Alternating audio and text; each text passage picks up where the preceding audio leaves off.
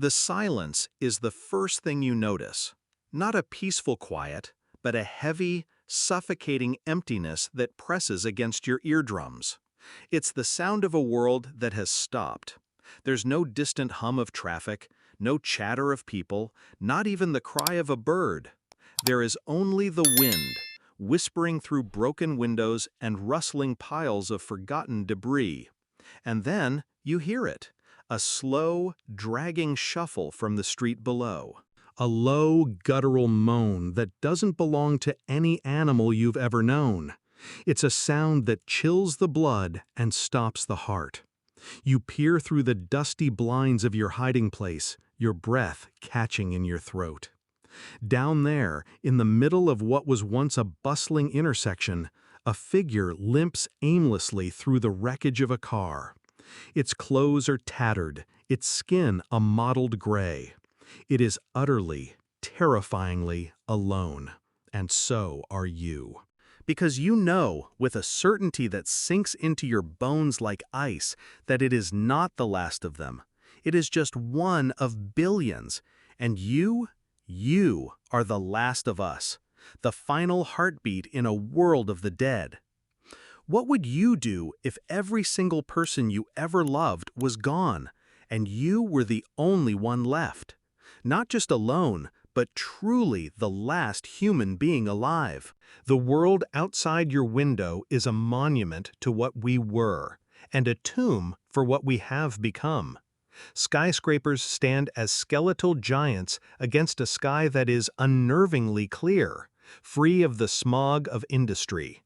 Streets are choked with the fossilized remains of the old world, cars abandoned in a permanent traffic jam, their doors hanging open as if their occupants simply vanished into thin air. Stores have been looted, their windows smashed, their contents scattered and rotting. And everywhere there are the signs of the end. Faded bloodstains on the concrete, a single child's shoe lying on its side, a handwritten sign pleading for help that never came. This is your kingdom now, a sprawling, silent graveyard. Your days become a desperate ritual of survival. You move like a ghost through this corpse of a civilization, your footsteps echoing with a loneliness so profound it feels like a physical weight.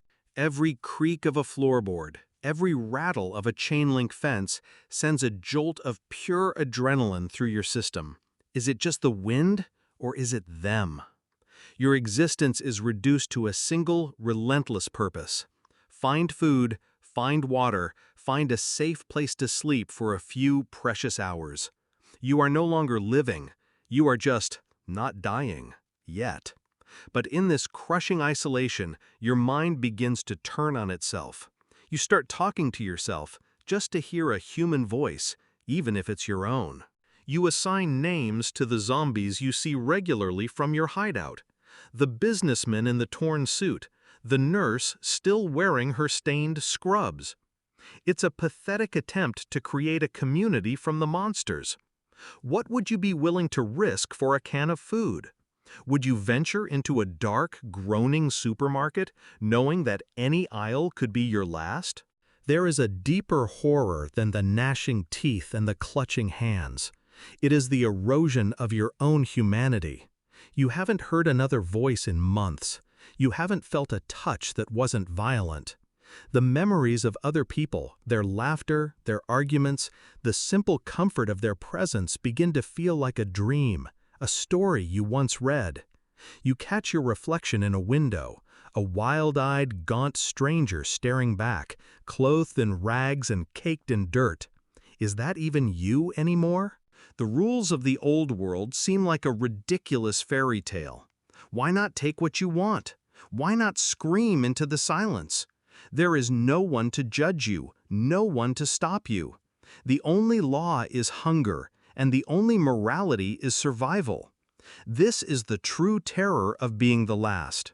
The zombies are a physical threat, but the silence is a psychological one, slowly scraping away everything that made you human until only a raw, animal instinct remains. Would you hold on, Would you cling to the memory of kindness, of love, of compassion, even though they serve no purpose in this new world? Or would you let it all go, becoming just another predator in the urban jungle, different from the ones outside only in your methods? But then, a miracle, or a curse. One afternoon, scavenging in a suburb you thought was empty, you see a flicker of movement that is all wrong. It's too fast, too purposeful. It's not the shambling gait of the dead. Your heart hammers against your ribs, a frantic drumbeat of a hope you thought was long extinct. You freeze, afraid to breathe, afraid to hope. And then you see it again, a figure darting from behind one house to another, a living person. The shock is so overwhelming it brings you to your knees. You are not alone. The emotional avalanche that follows is unbearable joy, terror, disbelief, a desperate, aching need for connection. Do you call out? Do you reveal yourself? Every cautionary tale you've ever told yourself screams in warning. What if they're dangerous? What if they're sick? What if they lead you into a trap?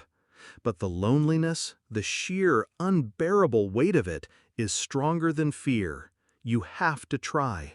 You have to know. You stand up, your hands trembling, and you prepare to wave, to shout, to finally break the silence that has been your only companion. This is the moment of choice, the greatest risk you will ever take. Is the chance of connection, of saving your very soul, worth the potential of a devastating final end? What happens next is a story only you can write. Perhaps that figure is another survivor, just as scared and lonely as you are. Together, you might find a sliver of hope, the first member of a new world. Perhaps you rebuild something small, something fragile. You remember how to trust, how to care. Or perhaps your hope is your downfall. The figure turns, and you see the madness in their eyes before you see the weapon in their hand. In a world without rules, other humans can be the most monstrous creatures of all. Your final moments are not taken by a mindless ghoul, but by a conscious, cruel decision made by someone just like you. Or perhaps, in a final heartbreaking twist, you realize the figure was never there at all, a trick of the light, a hallucination born from a starving, broken mind. You are, indeed, utterly and completely alone. The last thought that crosses your mind isn't of fear, but of a profound, cosmic loneliness. You were the universe's witness to humanity, and with your last breath, our story ends forever. So, what is the true meaning of humanity? Is it our intelligence, our civilization, our art, or is it something far simpler, far more fragile? Is it the connection between us? The shared glance, the comforting touch, the simple act of speaking and being heard? Because in a world where that is all gone, what are we? We are just intelligent animals waiting to die. This thought experiment is more than a horror story. It is a mirror. It asks us what we truly value about being human, not by showing us what we are, but by showing us what we would become if it was all taken away. The zombies aren't the real monsters of this story. The real monster is the silence. And the real hero, or the final victim, is the last person left to hear it. So look around you.